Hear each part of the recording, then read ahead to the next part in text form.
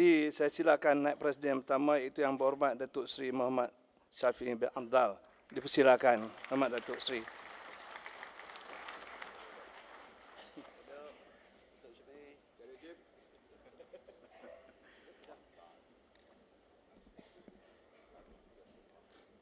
Bismillahirrahmanirrahim. Assalamualaikum warahmatullahi taala wabarakatuh. Salam satu Malaysia. Yang berbahagia pengurusi tetap,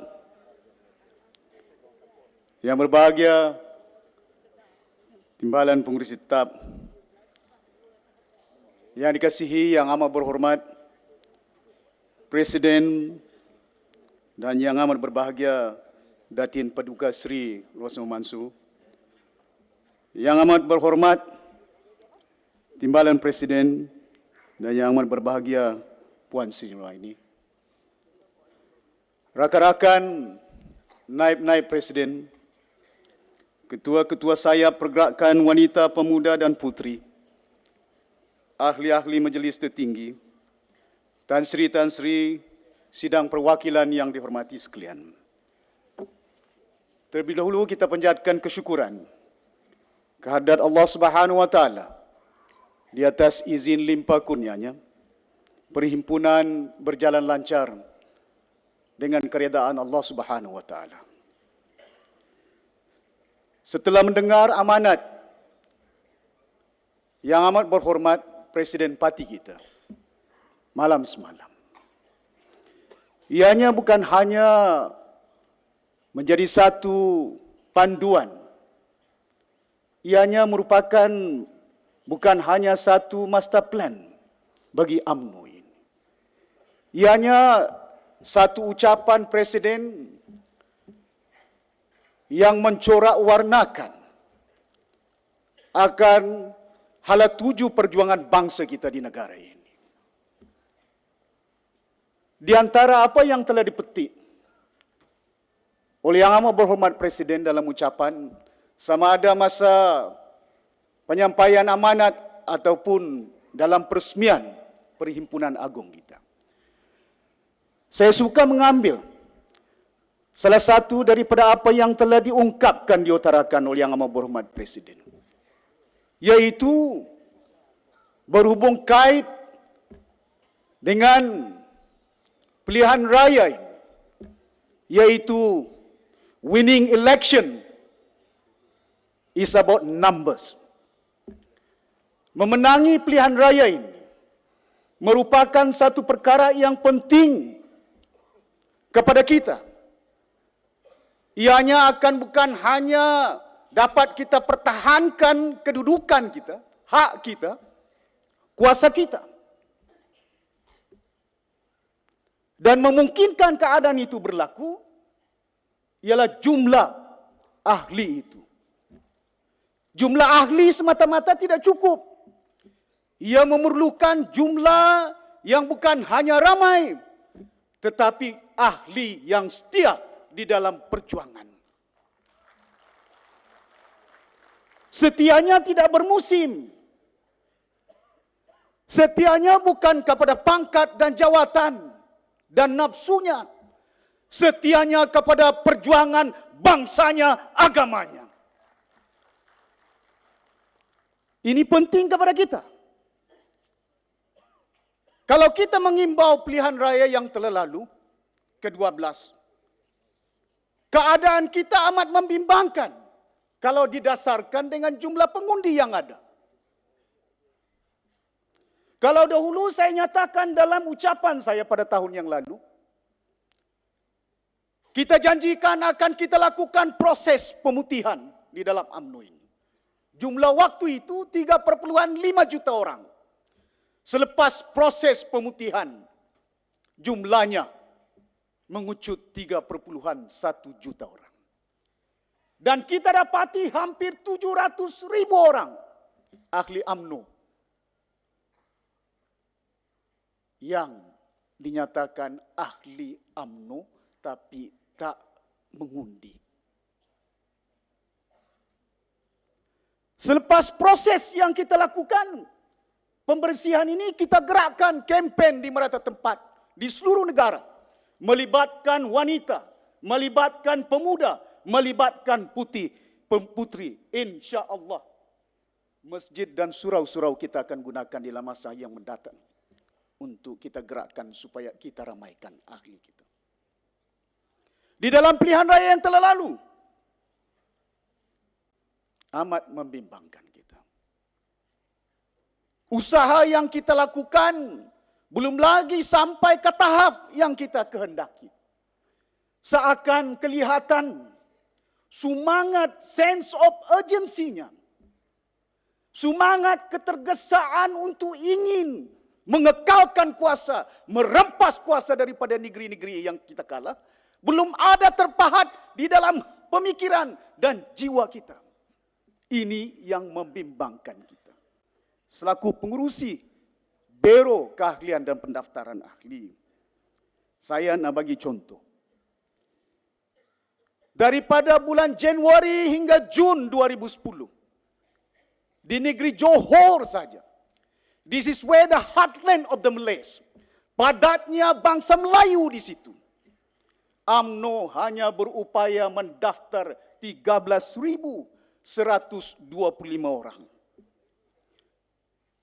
Kalau dirangkumkan Barisan Nasional, kita hanya mampu mendaftar 14.768 orang. DAP daftarnya 10.693 orang. Keseluruhan pembangkang termasuk PAS termasuk DAP 18.129 orang. Di negeri Pulau Pinang, rakan saya, Datuk Zahid, Jawanya, UMNO daftar 3.005 orang. Termasuk MCA, termasuk gerakan 6.266 orang. DAP saja termasuk, belum lagi pembangkang yang lain. DAP mendaftar di Pulau Pinang 20.274 orang. Pembangkang 22.000, keseluruhannya 195 orang. Di mana padatnya bangsa Melayu, negeri Melayu, sama ada di Johor, di Kedanya, seakan seimbang pendaftaran di antara pembangkang dengan barisan. Di mana padatnya bukan Melayu, jaraknya berkali-kali ganda. Kalau ini kita tidak sedari, masih lagi kita alpa, gelombang yang kita rasa kita kekal selama-lamanya tanpa ada usahanya. Numbers election dikatakan oleh yang amat berhormat, dikatakannya winning election is about numbers. Saya nak bagi contoh yang amat ketara dalam pilihan raya yang telah lalu. Kursi DUN air hitam di negeri Kedah, yang kita kalah kepada PAS sebanyak hanya 506 undi saja. Saya dapati di kawasan DUN itu kita mempunyai 1.400 ahli UMNO yang tak daftar menjadi pemilih. Di Pantai Merdeka kita tewas dengan hanya 503 undi kepada PAS. Ahli UMNO yang tak daftar 1.161. Takkan kita tak sedar.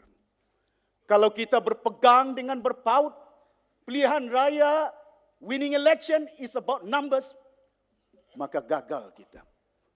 Semangat harus bangkit di kalangan ahli-ahli UMNO. Saya harap sidang perwakilan sekembali kita, ayo, bukan hanya daftar menjadi ahli UMNO, daftar menjadi penuntu kerajaan dalam pilihan raya yang ke-13. Kita lakukan berbagai usaha.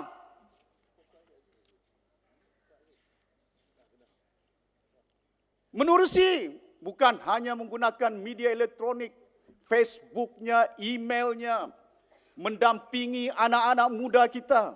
Kita gerakkan wanita, kita gerakkan pemuda, kita gerakkan putri. Bukan hanya berlandaskan juara rakyat program kerajaan yang ada. Persatuan-persatuan peladang yang ada kita gerakkan, NGO-nya kita gerakkan. InsyaAllah saya dah bincang dengan Major General Jamil Khair, hak masjid setiap solat Jumaat di mana padatnya bangsa, umat kita. Gunakan landasan itu sebaik mungkin untuk mendaftar menjadi pemilih di dalam pilihan raya yang akan datang. Saya juga telah berbincang dengan rakan saya, Datuk Zahin, Jerman. Jawa ni kita dah translate dengan Jerman.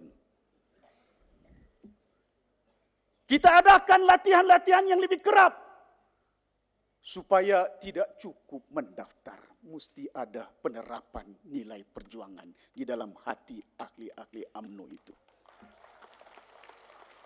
Gagal kita, maka kuasa tidak mendampingi kita. Hadirin yang dihormati sekalian, seperkara lagi yang saya nak sentuh, yang telah diungkapkan oleh Presiden dalam ucapan peresmiannya, tentang isu keterangkuman di dalam perjuangan. Inclusiveness di dalam perjuangan. Itu satu gagasan yang merupakan wadah yang akan membawa kejayaan di dalam pilihan raya yang ke-13. Sedar kita, seperti yang saya katakan dalam beberapa perhimpunan dan pertemuan, tidak mencukupi. Walau bagaimana afdalnya Imam Syafi'i dari sempurna, mendapat sokongan daripada orang Melayu, kita selaku pimpinan harus diterima. Bukan hanya oleh orang Melayu di dalam UMNO, oleh orang Melayu di luar UMNO, bukan hanya oleh orang Cina, orang India di dalam Barisan Nasional, orang Cina, orang India di luar Barisan Nasional. Kalau itu mampu kita terjemahkan, insya-Allah itulah konteks inclusiveness yang dinyatakan. Tetapi inclusiveness ini harus diteliti dengan lebih mendalam lagi. Keterangkuman masyarakat Cinanya, masyarakat Indianya. Dinyatakan oleh Presiden berbagai kaum yang ada. Sebelum saya menjurus ke arah kaum yang lain. Hak kumpulan orang Melayu, Presiden katakan. Melayu itu termasuklah Jawanya, Banjarnya, Bugisnya, Indianya, Kadazannya, Bajaunya, Malanaunya. Yang tak masuk ni terlupa sebut Turkinya. Pengasas UMNO ini.